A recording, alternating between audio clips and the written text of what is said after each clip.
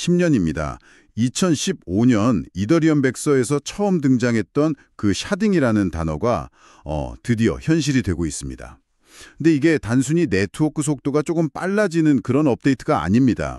블록체인의 심장, 그러니까 보안을 정의하는 방식 자체가 근본적으로 바뀌는 그야말로 패러다임의 전환인 거죠. 오늘 저희가 깊이 파고들 주제는 바로 이더리움의 퓨사카 업그레이드, 그리고 그 핵심 기술인 피얼다스입니다. 이제 하나의 노드가 블록 전체를 보지 않아도 네트워크를 지킬 수 있다.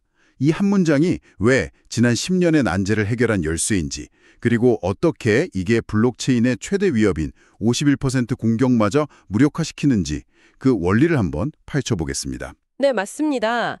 오늘은 이 기술이 왜 10년이나 걸릴 수밖에 없었는지 그 근본적인 어려움부터 한번 시작을 해볼까 합니다.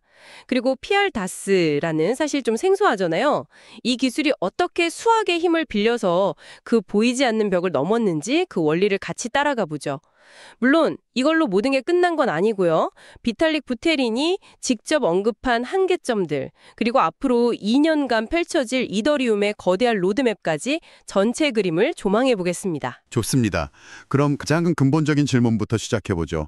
이더리움은 왜 처음부터 지금처럼 빠른 체인이 될 수 없었나요? 왜 이렇게나 오랜 시간이 필요했던 겁니까? 그게 블록체인이 가진 일종의 원죄 때문이라고 할 수 있는데요. 바로 모두가 모든 것을 검증해야 한다는 그 철학 때문입니다.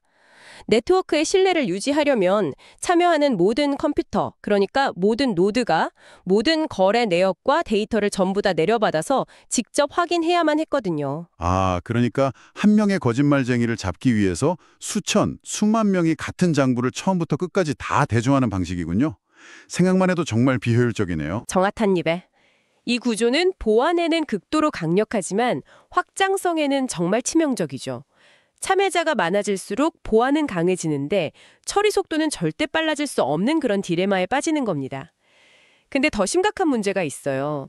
데이터가 계속 쌓이면 노드를 운영하는 데 필요한 컴퓨터 사양이 점점 올라가서 결국 소수의 고성능 컴퓨터만 참여하게 되는 노드 탈락 현상이 발생합니다. 그건 블록체인의 생명인 분산화를 해치는 거잖아요. 바로 그겁니다.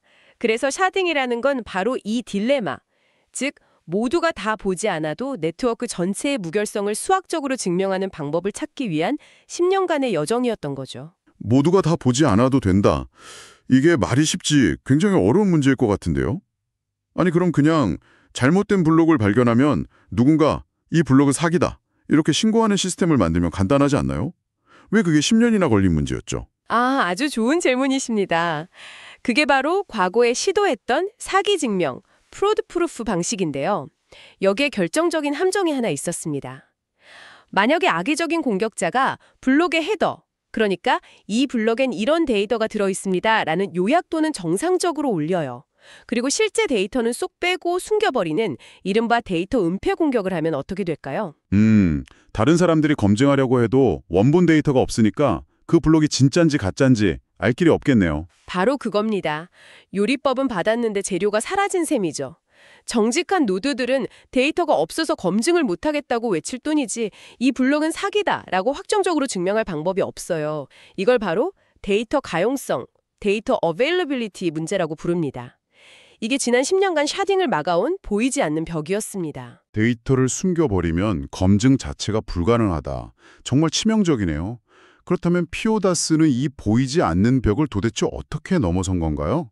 여기서 그 유명한 수학적 해법이 등장하는 거군요. 네, 여기서 이레이저 코딩이라는 아주 우아한 수학적 기법이 등장합니다.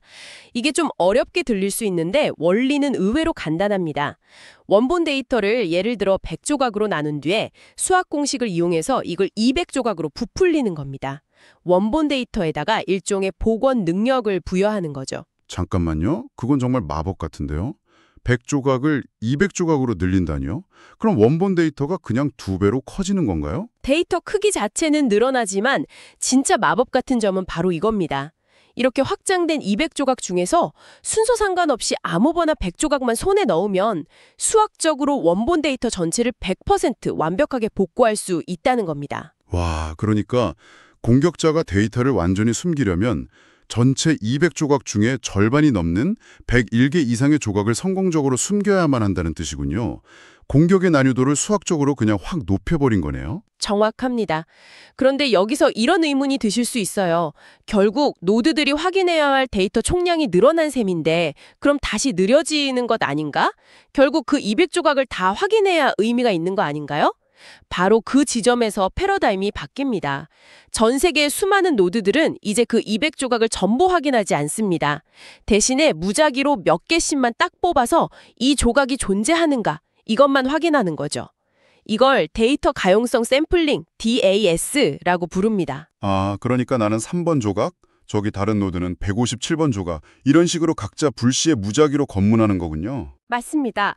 수천, 수만 개의 노드가 동시에 이 무작위 검사를 수행하면 공격자가 절반이 넘는 데이터 조각을 성공적으로 숨겼을 확률은 수학적으로 거의 0에 수렴하게 됩니다. 한두 명을 속여도 수만 명의 무작위 감시망을 동시에 뚫을 수는 없는 거죠. 이제 노드들은 블럭 전체를 다운로드할 필요 없이 몇 개의 샘플만으로 블럭 전체가 온전하다는 것을 아주 높은 확률로 확신할 수 있게 된 겁니다. 여기서 정말 흥미로운 지점으로 넘어가게 됩니다. 우리가 흔히 블록체인의 아킬레스건이라고 말하는 51% 공격 말입니다. 피오다스가 이 공격에도 더 강한 구조라고 들었습니다. 이건 어떤 원리인가요? 기존 블록체인의 보안은 뭐랄까, 지분 투표 기반이었습니다. 즉, 전체 네트워크 지분의 51% 이상을 가진 검증자들이 이 블록은 문제없다라고 투표하면 사실로 인정되는 일종의 민주주의적 방식이었죠. 그래서 이론적으로 이들이 담합하면 가짜 블록도 진짜로 둔갑시킬 수가 있었습니다. 사람들의 정직함이나 어떤 경제적 이해관계의 보안의 상당 부분을 의존했던 거군요. 그렇죠. 하지만 피어다스의 보안은 누가 투표했는가가 아니라 데이터가 수학적으로 존재할 수밖에 없는 구조 자체에 기반합니다. 보안의 근거가 사람의 정직성에서 수학의 필연성으로 옮겨간 겁니다. 예를 들어서 51%의 검증자가 악의적으로 담합해서 데이터를 숨긴 블록을 만들고 데이터 다 확인했고 문제없다라고 거짓 투표를 했다고 한번 가정해보죠. 과거 시스템이었다면 정말 속수무책으로 당했겠네요. 하지만 이제는 아닙니다. 나머지 49%의 정직한 노드들, 심지어는 그냥 일반 사용자들까지도 각자 데이터 샘플링을 통해서 내게 할당된 88번 조각이 비어있는데 라는 걸 즉시 발견하고 경고할 수 있습니다. 즉, 다수의 힘으로 진실을 왜곡하는 게 불가능해진 겁니다. 수학적 증거 앞에서는 51%의 투표도 무력화되는 거죠. 보안의 근거가 사람에서 수학으로 바뀌었다는 표현이 정말 와닿습니다. 자, 그럼 퓨사카 업그레이드로 이더리움의 모든 확장성 문제가 해결된 건가요? 이제 완성형 블록체인이 된 겁니까? 그건 아닙니다. 비탈릭 부테린도 명확하게 아직 남은 3가지 큰 과제를 언급했습니다. 첫째, 이번 확장은 주로 레이어 2들을 위한 데이터 저장 공간, 그러니까 데이터의 바다를 넓힌 것이지 이더리움 본체인 레이어 1 자체의 연산 능력, 즉 계산 속도가 빨라진 건 아닙니다. 아, 그러니까 데이터가 지나다니는 고속도로는 16차선으로 넓혔지만 도시 중심부의 신호등이나 교차로 처리 속도는 그대로라는 말씀이시군요. 레이어 1의 계산 속도를 높이려면 어떤 기술이 필요한가요? 그때 필요한 게 바로 GK-EVM 같은 기술입니다.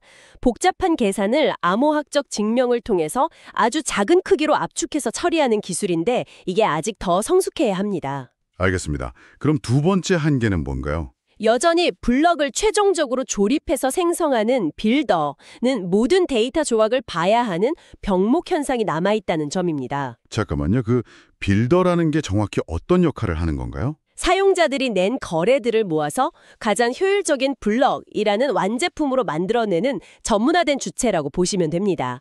현재 이 빌더의 역할이 소수에게 좀 집중되어 있어서 이 부분을 분산화하는 것이 다음 과제인 거죠. 그렇군요. 그럼 마지막 세 번째 한계는요? 거래들이 처리되기 전에 대기하는 공간인 mempool 역시 아직 분산되지 않고 하나로 운영된다는 점입니다.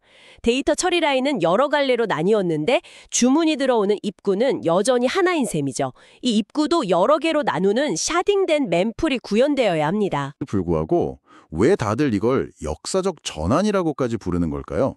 이더리움이 빨라졌다는 그 결과보다 더 중요한 것은 이더리움이 이론이 아닌 실제 코드로 샤딩을 구현한 최초의 체인이 되었다는 사실 그 자체이기 때문입니다.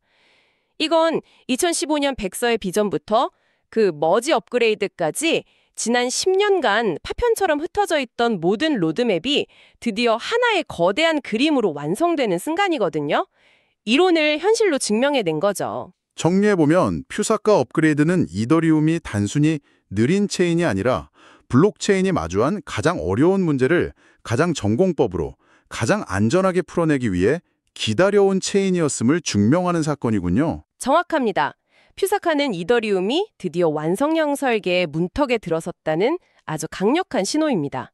비탈릭이 제시한 향후 2년간의 로드맵도 명확하거든요. 1단계는 지금 도입된 피어데스를 안정화하고 2단계는 이걸 기반으로 레이어 2들이 폭발적으로 성장하면서 거래 비용을 획기적으로 낮추는 겁니다. 그 후에 ZK EVM 기술을 성숙하면 마지막으로 이더리움 심장 부인 L1까지 확장하는 순서로 진행될 겁니다. 이제 실험 단계를 지나서 거대한 글로벌 인프라로 진화하는 것이죠. 자, 그럼 여기서 관점을 조금 바꿔보죠.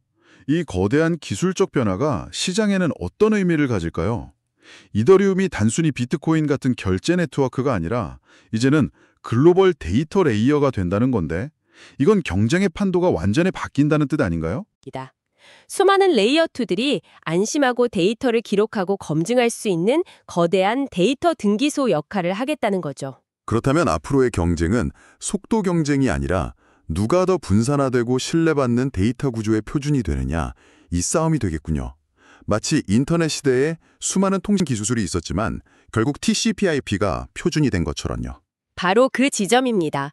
솔라나 같은 단일 체인, 즉 모놀리식 체인은 모든 걸 스스로 처리하려 하기에 빠르지만 중앙화의 위험과 시스템 복잡성의 한계에 부딪힐 수 있습니다.